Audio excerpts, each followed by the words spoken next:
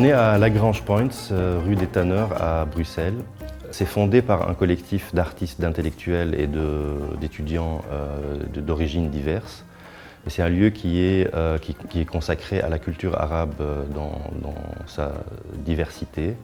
L'idée, c'est qu'on arrive là, on peut rencontrer d'autres gens, on est dans la culture, on est dans les choses qui nous nourrissent.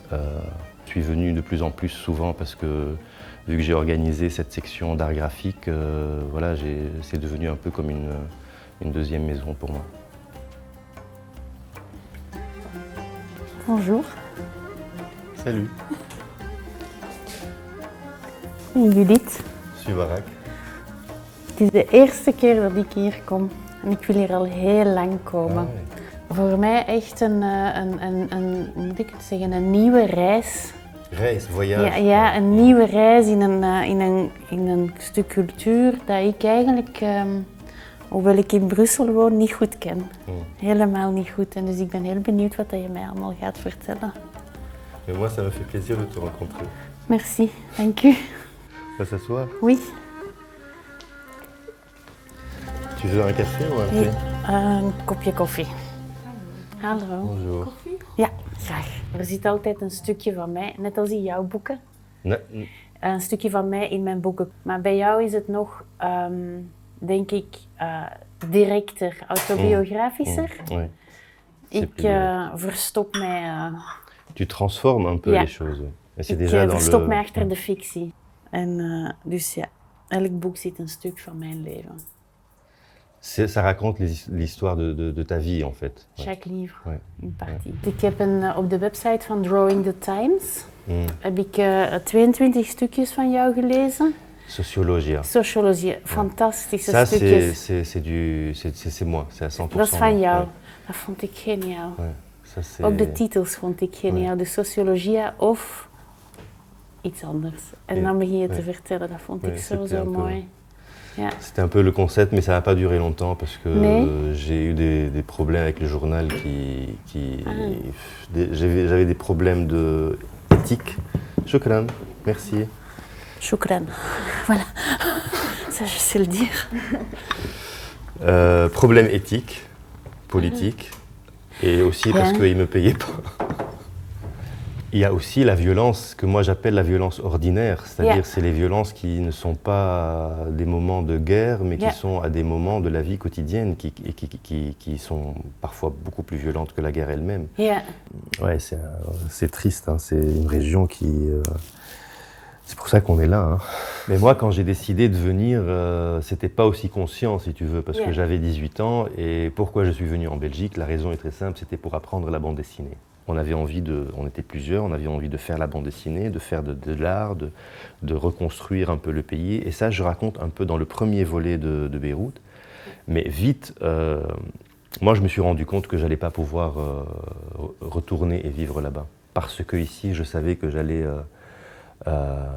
pouvoir explorer plus facilement toutes mes facettes. Cette violence ordinaire, elle allait de toute façon rejaillir.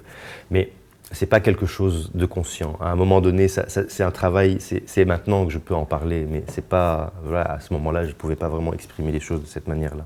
Is het daarom dat je nu pas het boek Taxi, Dans le Taxi, hebt gemaakt? Dans le taxi, ça parle de... En fait, en même temps, c'est une suite logique de la trilogie, parce que dans la trilogie, je suis dans la position, dans le discours politique, social, de dire, en fait, il y a quelque chose qui ne va pas. Il y a l'envie de retourner, mais l'exil, il est nécessaire. Et puis dans le taxi, je vais plus loin dans le fond, c'est-à-dire de dire pourquoi je ne peux pas retourner. Et là, c'est plus lié à l'intime, à la sexualité. Et ça, il faut du temps pour pouvoir en parler. Oui.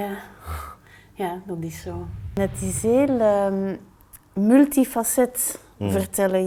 Je neemt allemaal verschillende facetten van mogelijke vertellingen. En ik vind dat... Ik ga dat ook proberen vanaf nu. Ik had je boeken nog nooit gelezen. Ik had gewoon een artikel in de Brus, een interview in de Brus gelezen. En ik dacht, die man en die zijn werk wil ik leren kennen. Dat lijkt mij zo interessant. En het is pas daarna, toen dat je de boeken in mijn brievenbus hebt gestoken, met de fiets ben je langsgekomen, heb je de boeken in mijn brievenbus gestoken. En ik ben beginnen lezen en ik heb ze ook al gebruikt voor mijn studenten. Ik heb de boeken al een paar keer gebruikt om te tonen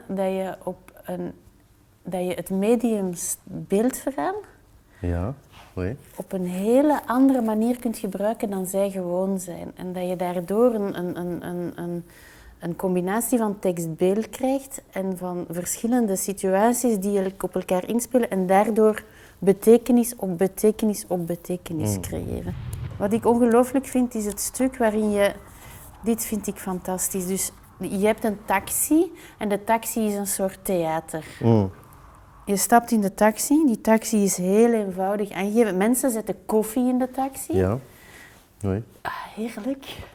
Ik word daar helemaal blij van, het zijn maar gewoon reus. En dan is er een discussie over ik denk dat jij het bent, je hebt hoge hakken aan, je papa vindt dat niet oké. En dan verplaats je je uit die taxi naar een veel breder publiek. En dan verplaats je je naar een theaterruimte waar de taxichauffeur in blijft rijden. En dus heel die taxi wordt gigantisch groot en wordt een wereld. Bah, moi, je peux te dire la même chose pour toi, parce que je ne connaissais pas ton travail. Ah nee. Alors que, bon, c'est aussi parce que moi, je suis peut-être pas aussi curieux, je ne vais pas chercher, je ne vais pas regarder. Je connais un peu les grands noms de, les classiques, tout ça, mais je ne suis pas quelqu'un qui va chercher, regarder. Et je dois te dire aussi que c'était une sacrée découverte parce que ça m'a beaucoup touché parce qu'il y a aussi des choses beaucoup qui me ressemblent en fait. Bon, c'est un peu bête de dire ça, mais la couleur c'est très beau aussi. Quand tu travailles la couleur c'est très beau aussi. C'est que tu as un art de la couleur qui fait qu'on reste dans la bande dessinée. C'est-à-dire que tu continues à faire de la bande dessinée où la couleur, elle devient narrative. Yeah. C'est pas que chaque case va avoir... Non, tu restes dans la simplicité. Donc ça je le vois. Il y a en fait dans ton dessin un côté très naïf, un peu comme si c'était tu vois, l'école franco-belge de Tintin, Spirou, un peu comme ça. Et à la fois, je dis à la fois, il y a ça, et à la fois, il y a une sorte de spontanéité et de laisser aller dans le dessin où j'ai l'impression que parfois tu t'en fous. Parfois des choses qui peuvent me casser la tête pendant des semaines, je recommence. Et là, j'ai l'impression que c'est tellement facile pour toi de te lancer dans un code graphique et ça donne de la fraîcheur en fait. Het doen, het maken... Dus l'acte du dessin in het Frans zeggen ze, vind ik altijd leuker, interessanter dan de tekening. Dat is heel persoonlijk, hè? Dus ik hou heel erg van het maken. Het maken van het boek daarna vind ik het eigenlijk het boek daarna. Voor mij is dat echt, oké, ik ga dat maken. En heel het proces, het artistieke, het doen... Een beetje zoals muziek maken eigenlijk, of dansen op het moment zelf, dat vind ik interessant. En daarna ben ik niet meer zo geïnteresseerd. Zijn er boeken die hier liggen in de winkel waarvan dat jij zegt, lees dat? Alors il y a beaucoup de choses, mais je vais te montrer. Tu peux commencer par...